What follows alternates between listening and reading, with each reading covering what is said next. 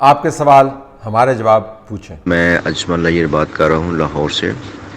طلعت صاحب یہ بتائیے گا کہ اگر فوج کے اندر کسی کا احتساب کرنا ہو کسی بھی جرم میں کرپشن میں، تو وہ ان کا احتساب بہت رازداری کے ساتھ کورٹ مارشل میں ہوتا ہے۔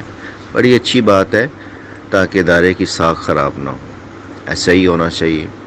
سملرلی جب جوڈیشری میں کسی کا احتساب ہو، کسی ایسے جج کسی ایسی مس کنڈکٹ میں انوالو ہو کرپشن جیسے جرائم میں، تو اس کا احتساب بھی خاموشی سے پردے کے اندر باعزت طریقے سے سپریم جوڈیشل کمیشن میں ہو جاتا ہے تاکہ ادارے کی ساکھ خراب نہ ہو۔ بے شک ایسا ہی ہونا چاہیے۔ تو پھر یہ بتائیے، جب سیاستدان بیچارے کا احتساب کرنا ہو تو اس کو سرے بازار رسوا کر کے احتساب کیوں کیا جاتا ہے؟ کیا اس کا احتساب پارلیمنٹ کے اندر رازداری کے ساتھ باعزت طریقے سے نہیں ہونا چاہیے؟ کیا پارلیمنٹ کی ساکھ کو بچانا مقصود نہیں ہوتا عوام کی نظر میں؟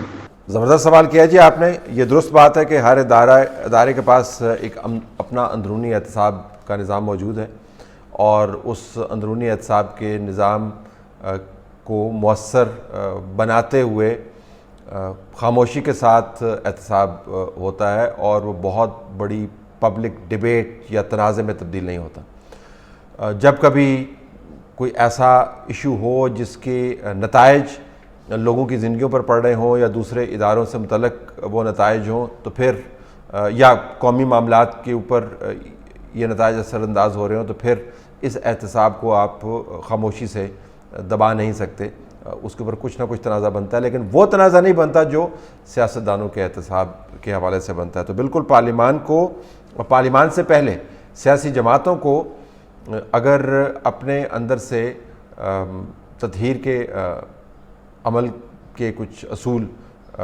مرتب کرنے، ان کو لاگو کرنے کی توفیق ہو، تو شاید بہت سارا احتساب جو بعد میں آ کے دوسرے اداروں کے ذریعے کیا جاتا ہے وہ نہ ہو۔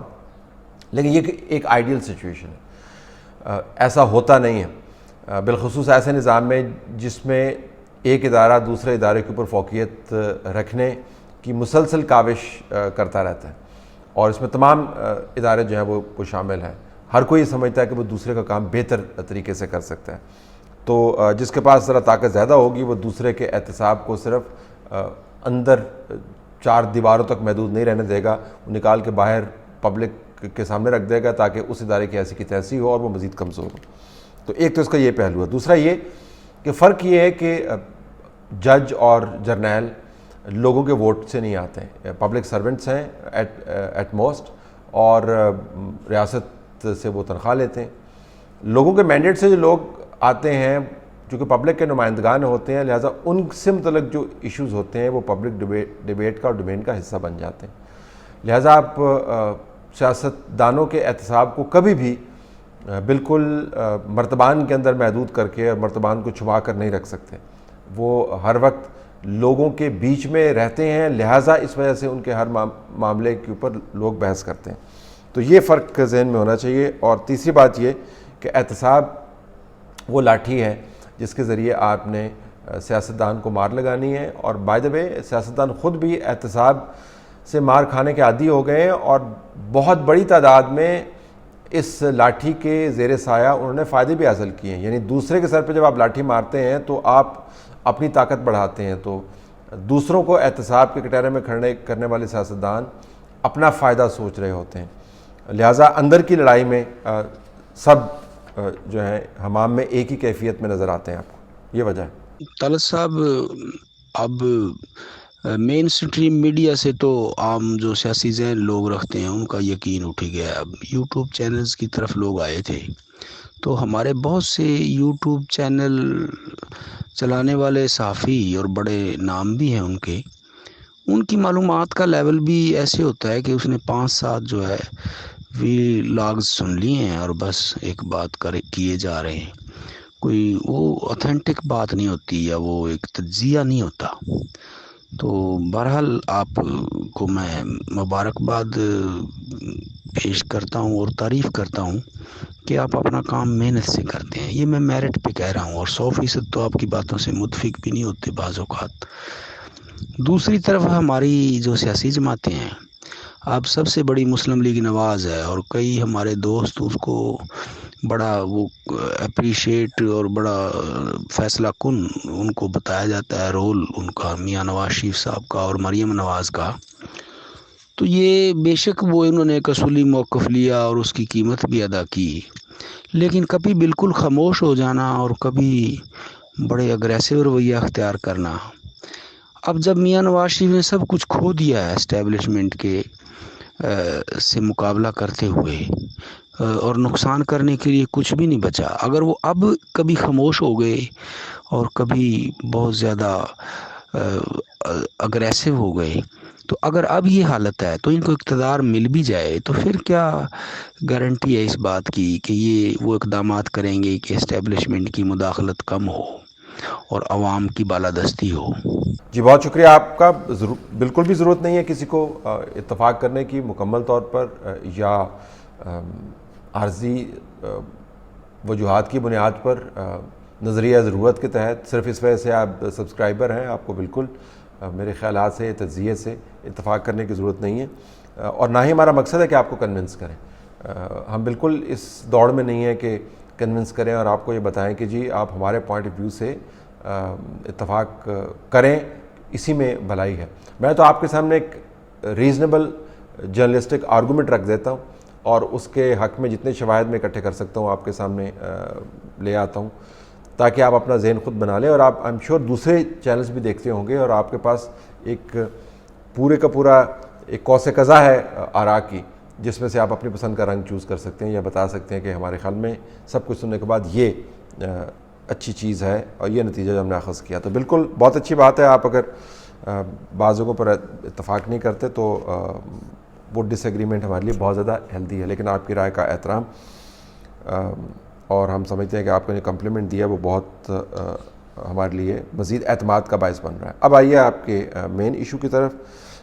کوئی ضمانت نہیں ہے جی، اور ضمانت دی نہیں جا سکتی، کیونکہ نواز شریف صاحب نے اپنے پچھلے تینوں ٹینیورز کے اندر اسی قسم کے رویے اپنائے رکھے ہیں اور دوسری جماعتوں نے بھی اپنائے رکھے ہیں. لیکن سوال چونکہ نواز شریف کے بارے میں، تو اس وجہ سے ہمیں انہی کی مثال کے پیش نظر جواب بنانا. اور وہ ہمیشہ یہ اتار چڑھاؤ کا شکار رہے ہیں. میں ڈکٹیشن نہیں لوں گا، پھر ڈکٹیشن لے کے باہر چلے جاتے ہیں. ہاں میں نے ماضی سے بہت سیکھا، پھر وہ غلطیاں دہراتے ہیں اور بار بار ایسے فیصلے کرتے ہیں. یعنی تعیناتیوں سے لے کر اور اپنے قریبی دوستوں کو نوازنے کے جو طور طریقے ہیں وہ انہوں نے بالکل نہیں بدلے. مطلب آخری جو انہوں نے اب جو صدر لگائے تھے ممنون صاحب، وہ کس میرٹ کے اوپر صدر لگائے تھے؟ اگر آپ سوال اٹھائے نا کہ وہ، ہم الوی صاحب کی بات کرتے ہیں، ان کا بھی یہی حال ہے. تارڑ صاحب کو پہلے صدر لگایا تھا، کس بنیاد، کون سے میرٹ کے اوپر صدر لگایا تھا؟ اسلام آباد کو جو میئر لگایا تھا انصر صاحب جو تھے، وہ کس میرٹ کی بنیاد کے اوپر نواز شریف صاحب نے لگایا تھا؟ اور اس طرح کی درجنوں مثالیں دوسری جماعتیں بھی کرتی ہیں. لیکن نواز شریف صاحب کے تجربے کے پیش نظر جب یہ سوال اٹھایا جاتا ہے کہ آپ نے کچھ سیکھا ہے، تو اتنے تجربات سے گزرنے کے بعد اپوائنٹمنٹ سے لے کر اور اپنی سیاست کے طریقے کو کچھ بدلنے کی ضرورت تو تھی، جو نہیں انہوں نے ضرورت کا احساس کیا، نہیں بدلا. لہٰذا میرا تو نہیں خیال جی کہ وہ کوئی ضمانت ایسی موجود ہے. ہاں یہ ضرور ہے کہ اب وہ کہیں جی کہ اب میرے پاس کھونے کو کچھ نہیں ہے، لہٰذا اب میں ایک ہی راہ پہ چلتا رہوں گا، وہ ایک علیحدہ بات ہوگی. لیکن سوچ سمجھ کے تجربات سے فائدہ اٹھا کر انداز حکمرانی کو بدلنا، چاہے وہ اسٹیبلشمنٹ سے متعلق ہو یا کسی اور ادارے سے متعلق ہو یا اپنی جماعت کو چلانے سے متعلق ہو، فی الحال تو کوئی ایسے شواہد نہیں، کوئی ضمانت مہیا نہیں کی جا سکتی. جی ابھی وہ عمران خان صاحب نے ایک انٹرویو دیا امریکن ٹی وی کو، جس میں کہ انہوں نے خواتین کے ڈریس کے بارے میں اور اس کو ریلیٹ کیا ریپ اور سیکشول ہراسمنٹ کے بارے میں. کس قسم کا فریم آف مائنڈ ہے کہ آپ انٹرنیشنل میڈیا میں بیٹھ کے اس قسم کی بات کر رہے ہیں؟ طلعت صاحب، کینیڈا سے فراز زیدی بات کر رہی ہوں. پچھلے دنوں پرائم منسٹر نیازی کا ایک سٹیٹمنٹ آیا تھا کہ کسی بھی ریپ کا تعلق وکٹم کے کپڑوں سے ہوتا ہے. یہ سن کر بہت ہی دکھ ہوا. اس بات کا تو واضح مطلب یہ ہوا کہ نیازی صاحب نے تمام کرمنلز کو بینیفٹ آف ڈاؤٹ دے دیا ہے جو کہ اس میں ملوث ہیں یا پوٹینشلی انوالو ہو سکتے ہیں. ہم عورتوں کے پہلے ہی سے کیا مسائل کم ہیں، اب بخوبی جانتے ہیں کہ جب کوئی عورت بازار میں یا کسی پبلک پلیس پہ جاتی ہے تو اس کو مردوں کی کن کن کم ظرفیوں سے گزرنا پڑتا ہے، چاہے آپ اپنے بھائی، باپ، بیٹے یا شوہر کے ساتھ ہی کیوں نہ ہو. نیازی صاحب کا یہ وتیرہ ہی بن گیا ہے، یہ ہر کرمنل کو NRO دے دیتے ہیں۔ جی اس کے اوپر بڑی لہدہ ہوئی ہے، اور ٹویٹر کے اوپر اور انسٹاگرام کے اوپر اور سوشل میڈیا پر طوفان اٹھا ہوا ہے، مین اسٹریم میڈیا کے اوپر بھی اس کے اوپر بڑی ڈیبیٹ ہوئی ہے، اس کے اوپر اداریے لکھے گئے ہیں۔ میں اس کا تفصیلی احاطہ کر چکا ہوں، لہٰذا مزید اس کے اوپر میں وقت نہیں لگاؤں گا۔ وہی بات دہراؤں گا جو میں پہلے کر چکا ہوں، وہ یہ کہ بیانات دینے سے پہلے سوچ لینا چاہیے کہ آپ کیا رہے ہیں، اور اپنے خیالات کو کبھی ڈیبیٹ کے ذریعے، اور یہ ڈیبیٹ کا یہی فائدہ ہوتا ہے، ڈیبیٹ آپ کریں گے تو وہ پہلو بھی آپ کے سامنے آئیں گے جو پہلے آپ نہیں سوچ پا رہے تھے، کیونکہ ایک انسانی ذہن جو ہے تمام زاویوں کا احاطہ نہیں کر سکتا۔ آپ کے سوالوں کے جواب دینے کے لیے مجھے درجنوں چیزیں پڑھنی پڑتی ہیں، اور اگر میں یہ اس زوم میں مبتلا ہو جاؤں کہ مجھے سب کچھ پتہ ہے جو کہ مجھے نہیں پتہ، کوئی بھی انسان جو ہے وہ معلومات کا 1% سے بھی کم رکھتا ہے جو اس کے اپنے شعبے سے متعلق ہے، تو دوسرے شعبہ زندگی جس کے اوپر اس نے وقت نہیں گزارا ہوا اس کے بارے میں تو آپ کو مزید پڑھنا پڑتا ہے۔ تو اور یہ پالیسی والے معاملات ہیں، اور پھر منطق کا آپ استعمال کر سکتے ہیں۔ لباس کا اس جرم سے کیا تعلق ہے؟ کوئی تعلق نہیں۔ کسی نے اچھی بڑی دلخراش چیزیں بھی ہیں لیکن اچھے انداز سے اس کو ٹیکل کیا۔ تمام بچیاں جو زیادتی کا شکار ہوئی تھیں ان کی تصاویر لگا دیں گی، وہ کہا جی کہ ان کے کپڑے دیکھ لیں، یہ ٹھیک ہے کپڑے ان کے ساتھ یہ ہونا چاہیے تو کپڑوں کا اس کے ساتھ کوئی تعلق واسطہ ہے نہیں، لیکن چونکہ انہوں نے بیان دے دیا اور اسی کے اوپر وہ اصرار کر رہے ہیں کہ میں نے بالکل ٹھیک بیان دیا۔ جی طلعت بھائی، کیا حال ہے آپ کا؟ طلعت بھائی میرا سوال یہ ہے کہ جو وزیر اعظم صاحب ہمارے کہتے پھر رہے ہیں بڑے عرصے سے کہ ذرائع مبادلہ باہر بہت بڑھ گیا ہے، اوورسیز پاکستانی بہت پیسہ بیچتے ہیں باہر سے، اسپیشلی جو باہر یورپ میں، جو نارتھ امریکہ میں پاکستانی ہیں وہ بہت پیسہ پاکستان میں بھیج رہے ہیں، تو کیا وہ یہ بات پوری بتا رہے ہیں کہ وہ کیوں پیسہ بھیج رہے ہیں؟ ہم لوگ باہر، میں خود باہر کام کرتا ہوں، کماتا ہوں، تو پیچھے جو دوائیاں 20,000 کی آتی تھیں مہینے کی وہ 80,000 کی ہو گئی ہیں، تو پیسہ تو اوبیسلی زیادہ ہی بھیجیں گے نا ماں باپ کے لیے یا جو دوسری چیزیں ہیں، خرچے ہیں، تو اس پہ کوئی وضاحت کیجیے گا کہ یہ ان کو کیا سمجھ نہیں آتی ہے کہ یہ پیسہ جو اوورسیز پاکستانی بھیج رہے ہیں وہ کس لیے بھیج رہے ہیں؟ وہ کہ خزانے میں تو نہیں ڈال رہے ہیں، وہ تو اپنے گھر والوں کی ضرورت کے لیے بھیج رہے ہیں، تو یہ پوری بات کیوں نہیں بتاتے؟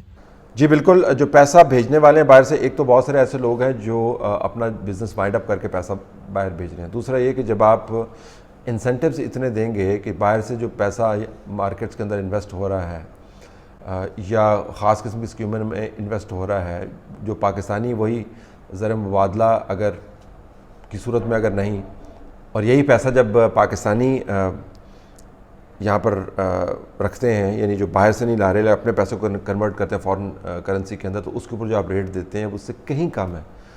اور پھر بالکل آپ نے ٹھیک کہا کہ ظاہر ہے جن لوگوں کے خاندان یہاں پر بستے ہیں ان کو انہوں نے کسی نہ کسی طریقے سے فیڈ تو کرنا ہے۔ جب مہنگائی کا یہ حال ہوگا تو ظاہر ہے زیادہ پیسے بھیجے جائیں گے، لیکن پہلے جو 2 عوامل ہیں، نمبر 1 کہ باسوں کی جو نوکریاں جا رہی ہیں اور اپنی جمع پونجی وہ لے کر یہاں پر آ رہے ہیں تو اس سے آپ کو ایک سپورٹ نظر آتا ہے۔ دوسرا یہ کہ جو آپ نے انسینٹیوز دیے ہوئے ہیں جس کے ذریعے لوگ یہاں پر پیسے رکھوا کے ان اسکیموں میں لگا کر کام کر سکتے ہیں، جس کی وجہ سے لوگ ان اسکیموں کے اندر پیسے لگا کر زیادہ پیسے کما سکتے ہیں، تو ظاہر ہے پھر اس کے اندر انویسٹ کریں گے، لیکن یہ شارٹ ٹرم ہے۔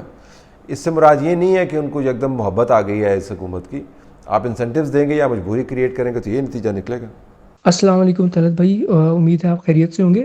کچھ دیر پہلے میں نے عبدالقیوم صدیقی صاحب کا انٹرویو دیکھا جسٹس قاضی فائز عیسیٰ صاحب کے ساتھ، اور یقین جانے میں تو حیران رہ گیا کہ کیا ہسٹری ان کے والد کی، مجھے کچھ اندازہ تھا ان کے والد کا، لیکن جس طرح انہوں نے بتائی اور ان کی اپنی والدہ محترمہ کے بارے میں انہوں نے بتایا کہ کس طرح کی وہ ایک عظیم ہستی تھی، تو اس طرح کی عظیم ہستیوں کی اولادوں کے ساتھ ہم اس ملک میں کیا کر رہے ہیں؟ ہم کیا میسیج دے رہے ہیں ان لوگوں کو، اور کہ ہم لوگ آپ کے والدین کی قربانیوں کی رسپیکٹ نہیں کرتے، اور اتنے گھٹیا الزامات ہم لگاتے ہیں اتنے بڑے باپ، اتنی بڑی ماں کی اولادوں کے اوپر، تو ہم یہ سلسلہ کب ختم ہوگا؟ یہ سلسلہ کب بند ہوگا؟ جی ہاں، وہ بڑا زبردست انٹرویو ہے، وہ دیکھنا چاہیے، کیونکہ آپ کو پتہ ہونا چاہیے کہ کون کون سے لوگ ہیں جنہوں نے پاکستان کو بنانے میں، پاکستان کو سنبھالنے میں کیا کیا کردار ادا کیا۔ ہمارے یہاں پہ یہ وتیرہ بن گیا ہے کہ آپ نے ایک تو ایسے لوگوں کو اپنے ساتھ رکھنا ہے جو آپ سے کمتر ہوں ذہنی طور پر اور اخلاقی طور پر کمپرومائزڈ ہوں. ایسے لوگوں کے ساتھ آپ نے کام کرنا ہے. جن لوگوں کا قد کاٹ بڑا ہو, جو آپ پر انحصار نہ کرتے ہوں, جو غلامی قبول نہ کریں, آپ نے ان کے خاندان کے بقیے ادھیڑ دینے. تو یہ بہت ضروری تھا میرے خیال میں.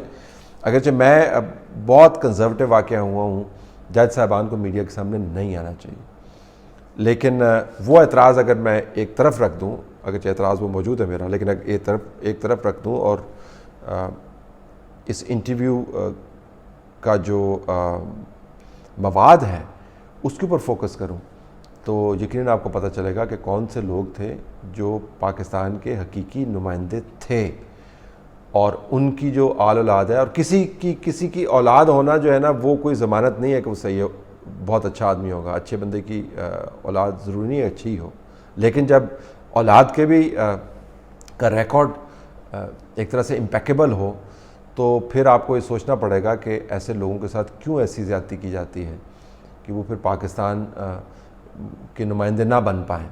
ظاہر اسی وجہ سے کی جاتی ہے کہ آپ کو ایسے بندے چاہیے جو معاشی طور پر, اخلاقی طور پر اور پروفیشنلی کمپرومائزڈ ہوں, تاکہ ان سے آپ اپنا کام کروا پائیں. یہی اس کا نتیجہ نکلتا ہے.